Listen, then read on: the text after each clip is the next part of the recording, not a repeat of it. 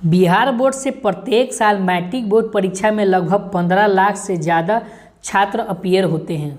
उसमें से कुछ ही ऐसे छात्र हैं जो टॉपर बन पाते हैं, कुछ ही ऐसे छात्र छात्राएं हैं जिनका रिजल्ट 90% से अधिक आता है या 80% से ज़्यादा आ पाता है।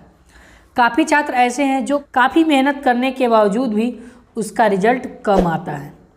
ये सभी बातें का अगर हम पता करें तो ऐसा क्यों होता है, तो देखिए, जो भी छात्र अगर टॉपर होते हैं उसका मार्क्स अच्छा आता है, 90% या 80% से ज़्यादा मार्क्स आता है। उनकी तैयारी तो आप ही के जैसे वो पढ़ाई करते हैं, मेहनत करते हैं, लेकिन वो सही मार्गदर्शन और एक स्ट्रेटजी और सही बुक लिस्ट को समझकर और वही बुक पढ़ते हैं जिसे मैट्रिक बोर्ड परीक्षा में प्रश्न आता है। ऐसे में अगर आप भी मैट्रिक बोर्ड परीक्षा 2023 में देने वाले हैं, आपका मैट्रिक एग्ज़ाम 2023 में पड़ेगा, तो आपके लिए यह वीडियो बनाया गया है जिससे आप देखकर आप भी इसमें जो स्ट्रेटजी बताया गया है और जो भी बुक लिस्ट की तैयार किया गया है, अगर आप इसे फॉलो करते हैं तो आपका भी अच्छा मार्क्स यानी कि आप भी अच्छा मार्क्स ला सकते हैं। क्योंकि आप जानते हैं कि आपके पास पूरा मार्च से लेकर एग्ज़ाम तक का समय है, तो इतने दिन में पढ़कर जो भी ड्रीम आपका है 80% से ज़्यादा स्कोर करना या 90% से ज़्यादा स्कोर करना या बिहार टॉपर बनना, तो ये ड्रीम आपका अचीव कर सकते हैं। आप अभी के वीडियो में आपको पूरा डिटेल्स में समझाऊंगा कि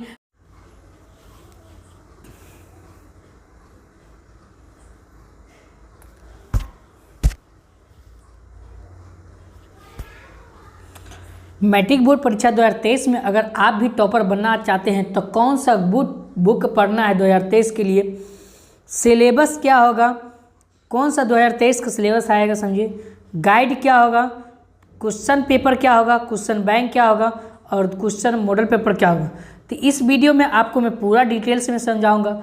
उससे पहले आपको मैं सब्जेक्ट वाइज समझा देता हूं कि आपको किस विषय का एग्ज़ाम देना है। तो सबसे पहले मैं बात करूं तो सबसे महत्वपूर्ण विषय की बात किया जाए तो सबसे नंबर 1 पर आता है गणित। तो पहला हमारा विषय सूची में गणित आता है। गणित में लगभग जो है ना 100% जो है ना क्वेश्चन पूछता है, जिसमें से 50% ऑब्जेक्टिव रहता है प्लस 50% सब्जेक्टिव रहता है। ठीक है, तो टोटल मिलाकर आपको 100 मार्क्स का पूछा जाता है एग्जाम में। ठीक है, दूसरा विषय की बात करें तो सबसे महत्वपूर्ण विषय है वो है विज्ञान यानी कि साइंस। तो दूसरी विषय की साइंस की बात किया जाए तो जिसमें से 80 मार्क्स का क्वेश्चन पूछा जाता है। ठीक है, 80 मार्क्स का क्वेश्चन पूछा जाता है, जिसमें से 40% ऑब्जेक्टिव होता है और प्लस में 40% क्या होता है, सब्जेक्टिव होता है। तीसरी में सबसे महत्वपूर्ण विषय की बात किया जाए तो वो है हमारा सामाजिक विज्ञान। तो सामाजिक विज्ञान में भी 80 मार्क्स का क्वेश्चन पूछा जाता है और जिसमें से 40% क्या होता है, ऑब्जेक्टिव था प्लस 40% सब्जेक्टिव होता है। ये दो चीज़ होता है। अगला हमारा विषय है, अगला यानी कि अंग्रेजी यानी कि सामान्य, जो हमारा मातृभाषा है, समझिए, इसमें जो है ना 100 मार्क्स का क्वेश्चन पूछा जाता है। 100 में से आपको 100 मार्क्स का क्वेश्चन पूछा, जिसमें से 50% ऑब्जेक्टिव पूछा जाता है प्लस 50% क्या है, सब्जेक्टिव पूछा जाता है। तो ये आपके लिए उतना मायने नहीं है, क्योंकि जो है ना इसमें अगर कोई छात्र अगर फेल भी हो जाता है तो कोई दिक्कत वाली बात नहीं, उसके रिजल्ट पर कोई भी प्रभाव नहीं पड़ने वाला है।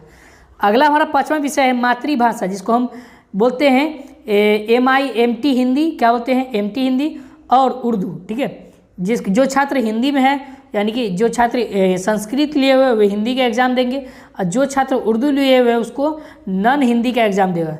छठा हमारा विषय है द्वितीय भारतीय भाषा। समझिए, द्वितीय भारतीय भाषा में SIL हिंदी आया था, जिसको हम नॉन हिंदी बोलते हैं, और SIL संस्कृत आया। जो छात्र उर्दू दे रहे हैं उसका SIL हिंदी आ जाएगा, जो छात्र मैथिली का एग्ज़ाम दे रहे हैं उसका भी नॉन हिंदी आ जाएगा, और जो छात्र MT यानी कि हिंदी दे रहे हैं उसका संस्कृत आ जाएगा। तो ये 6 विषय है, अर्थात जिसको है ना टोटल मिलाकर 6 मार्क्स का क्वेश्चन पूछा जाता है, जिसमें से 8 मार्क्स का ही रिजल्ट बनेगा। ठीक है, जिससे आपके एग्जाम में 500 मार्क्स का ही रिजल्ट बनेगा। अर्थात कि अंग्रेजी जो सामान है वो आपको उसका नंबर नहीं जुड़ाता है। अगर आप है ना अंग्रेजी में अपसेंट कर जाते हैं तो आपको जो है ना यानी कि अपसेंट घोषित कर दिया जाए, आपको फेल कर दिया जाएगा। ठीक है, तो हमारे पास सबसे पहला विषय है यानी कि गणित है। गणिती में जो है ना आपको है ना एनसीईआरटी का बुक फॉलो करना है। यदि आप एनसीईआरटी का बुक पढ़ लेते हैं जिससे आपको है ना सिलेबस कवर हो जाएगा, प्लस में आपका अच्छा मार्क्स आएगा। 100 में अगर 100 स्कोर करना चाहते हैं मैथ में तो आपको है ना एनसीईआरटी का बुक पढ़ लेना होगा। एनसीईआरटी का बुक जो है ना 2 माध्यम में आता है, कि हिंदी माध्यम में आता है और एक इंग्लिश माध्यम में आता है। तो आप जो भी छात्र है वो आप है ना खरीद लीजिएगा। उसके साथ साथ जो ना अगर आप इसका है ना इसमें जो है ना लगभग सब्जेक्टिव दिया रहता है, तो इसमें से है ना पूरा का पूरा सब्जेक्टिव पूछा जाता है। लेकिन आपको है ना अगर एक्स्ट्रा क्वालिफिकेशन पढ़ना है तो वो इसको हम ऐसे बोलते हैं, जिसको स्टूडेंट फ्रेंड्स बोलते हैं। तो वो आप बुक पढ़ कर आप है ना ऑब्जेक्टिव प्रश्न वहाँ से कवर कर सकते हैं। तो आपको है ना वह किसी सिन्हा का जो सवाल होता है उसमें वो आप पढ़ सकते हैं। ठीक है, तो दूसरी विषय की बात करें तो आप ये खरीद लीजिएगा। दूसरी विषय की बात यानी कि साइंस। तो साइंस में जो है ना आपको है ना एनसीईआरटी का बुक आता है। ठीक है, एनसीईआरटी का बुक आता है। यदि आप उसे पढ़ लेते हैं तो अच्छा मार्क्स आ जाएगा, क्योंकि उसी से सारा सवाल दिया जाता है। लेकिन यहाँ पर है ना लगभग जो है ना 10% से 20% ऑब्जेक्टिव दिया जाता है, काफ़ी ऑब्जेक्टिव नहीं दिया जाता है, जिससे आपका पूरा का पूरा क्लियर नहीं हो पाता है। तो उसके लिए जो है ना भारती भवन का बुक यही आता है। ये तीनों विषय साइंस में 3 सब्जेक्ट आते हैं, जिससे आप पढ़कर अच्छा मार्क्स ऑब्जेक्टिव में भी ला सकते हैं। चलिए अगला विषय की बात किया जाए तो हमारा है सामाजिक विज्ञान। क्या है? सामाजिक विज्ञान। तो सामाजिक विज्ञान में एनसीईआरटी का बुक सबसे पहले इतिहास आता है, उसके बाद जो है ना भूगोल आता है, उसके बाद हमारी अर्थव्यवस्था और लोकतांत्रिक। ठीक है, जिसमें से आपको 5 विषय रहता है, समझे, जिसको हम क्या बोलते हैं, हिस्ट्री बोलते हैं, ज्योग्राफी बोलते हैं, उसके बाद इकोनॉमिक्स बोलते हैं, उसके बाद पॉलिटिकल साइंस, एक और आता है डिजास्टर मैनेजमेंट। ठीक है, तो ये 5 बुक आपको फॉलो करना पड़ेगा अगर आप टॉपर बनना चाहते हैं तो। क्योंकि आप इसे है ना ये बहुत ही काफ़ी पतला पतला बुक होता है, जिसे आप 2 से 3 बार जो है ना पढ़ लेते हैं तो आपका काफ़ी अच्छा रिजल्ट आएगा।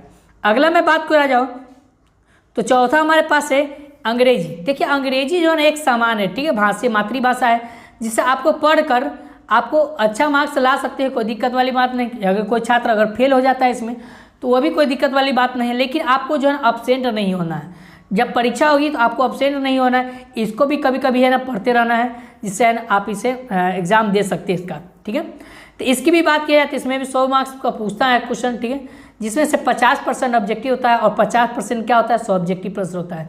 हमारे पास 2 विषय है, समझे, इंग्लिश का एक पैनोरमा है और दूसरा क्या है, तो इसका है इंग्लिश रीडर। ठीक है, आप 9वां में पढ़े हुए तो पार्ट 1 होगा, यहाँ पर 9वां में पढ़े हुए तो पार्ट 2 हो जाए, पार्ट 1 हो जाए। तो यह 10वां में आप आइएगा तो पार्ट 2 हो जाता है। ठीक है, 9वां में पार्ट 1 होगा। अगला विषय में महत्वपूर्ण विषय की बात किया जाए तो मातृभाषा में जो है ना आता है वो गोधुली आता है, एनसीईआरटी का बुक।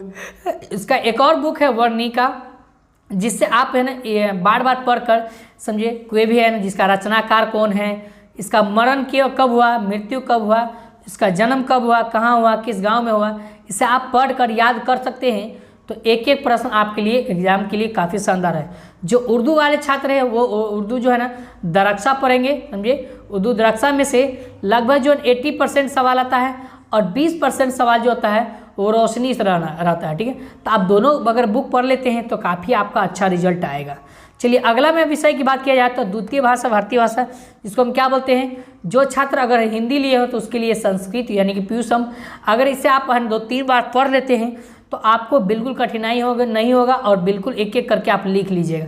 जो उर्दू के छात्र हैं वो नॉन हिंदी यानी कि एसाइल हिंदी इसको बोलते हैं, किस कक्षा 8 के, तो आप ये पढ़कर और इसे अगर 2 से 3 बार पढ़ लेते हैं तो इसमें भी आपका अच्छा मार्क्स आएगा। उसके साथ साथ व्याकरण भी पे ध्यान देना। ठीक है, इसका व्याकरण यानी कि पीयूष का व्याकरण पढ़ना है, प्लस में हिंदी की व्याकरण पढ़ना है, और एक साथ साथ जो है इंग्लिश जो मैं बताया हूँ इंग्लिश का, समझे, इंग्लिश का भी जो है ना आपको ग्रामर पढ़ना पड़ेगा। ठीक है, क्योंकि ग्रामर जो है ना 25% सवाल उठाता है ग्रामर से। ठीक है, तो आप इसे पढ़ लेते हैं तो अच्छा आपका रिजल्ट आ जाएगा। तो देखिए अगर आपको टॉपर बनना है तो कोई मूल मंत्र नहीं होता है, क्योंकि अगर आपको टॉपर बनना है तो पढ़ना पड़ेगा। यहाँ पर बात किया जाए तो बुक का मैं पूरा कवर करा दिया। सिलेबस क्या होगा 2023 का, तो जो भी मैं बुक बताया हूँ वही आपका सिलेबस है। ठीक है, गाइड की मैं बात किया जाए तो गाइड जो है ना अभी आपको गाइड पेपर नहीं लेना, क्योंकि जैसे आपको गाइड आ जाएगा तो इस वीडियो के माध्यम से आपको है ना इस चैनल के माध्यम से आपको गाइड सोल्यूशन का दिखा दिया जाएगा, सोल्यूशन करा दिया जाएगा। उसके साथ साथ कौन सा गाइड अच्छा होगा 2023 के लिए, जिससे काफ़ी प्रश्न आता है कौन सा गेस पेपर पढ़ना होगा, क्वेश्चन बैंक क्या पढ़ना होगा, कौन सा क्वेश्चन बैंक, क्योंकि क्वेश्चन बैंक सबका सेम होता है, लेकिन इसमें जो है ना कुछ कुछ क्वेश्चन बैंक ऐसा है जिसमें से काफ़ी एरर आता है। तो मैं इस वीडियो के माध्यम से आपको इसी यूट्यूब चैनल पर बता दिया जाएगा, ठीक है। इससे आपको कौन सा बुक लेना है, कौन सा बुक तो मैं बता दिया, गाइड और गेस पेपर और क्वेश्चन बैंक लेना है। उसके साथ साथ जो ना मॉडल पेपर जो है ना बिहार बोर्ड इंटरनेट पर मॉडल पेपर डालता है, तो वहाँ से आप डाउनलोडिंग कर सकते हैं 2023 का। तो अभी नहीं डाला है, जब आएगा तो सारे के भी अगर आप इतना कवर कर लेते हैं तो आपका एग्जाम जो है ना काफ़ी शानदार जाएगा। प्लस में जो है ना क्वेश्चन बैंक से क्या होता है कि क्वेश्चन बैंक में क्या होता है, प्रीवियस क्वेश्चन का कलेक्शन होता है, जिससे आप पढ़ कर जो है ना अच्छा मार्क्स ला सकते हैं। आपको पता चल जाएगा कि कौन साल कितना साल में पूछा है, कौन सवाल कितना साल पूछा हुआ, कितना बार रिपीट हुआ है, इससे आपको ये भी पता चलता है। अगर आप है ना मैथ्स से अगर पढ़ना स्टार्ट करते हैं तो आपका रिजल्ट काफ़ी बेहतर आ रहा है। क्योंकि अगर आपको ये वीडियो अच्छा लग रहा है तो प्लीज़ लाइक कीजिएगा, चैनल पर पहली बार विजिट कर रहे हैं तो प्लीज़ चैनल को सब्सक्राइब कीजिएगा, ताकि मैं इसी तरह का वीडियो आपके पास पहुंचाता रहूं। और मैथ्स से कैसे पढ़ना है इसके लिए अगर आप बोलिएगा तो मैं वीडियो बना दूंगा, जिससे आपको पता चलेगा कि किस समय कौन सा किताब पढ़ना है, कितना टाइम उसको देना है, समझे, कितना जब सब्जेक्ट को कितना कवर करना है क्वेश्चन बैंक से, समझे, सारा मैं बताऊँगा।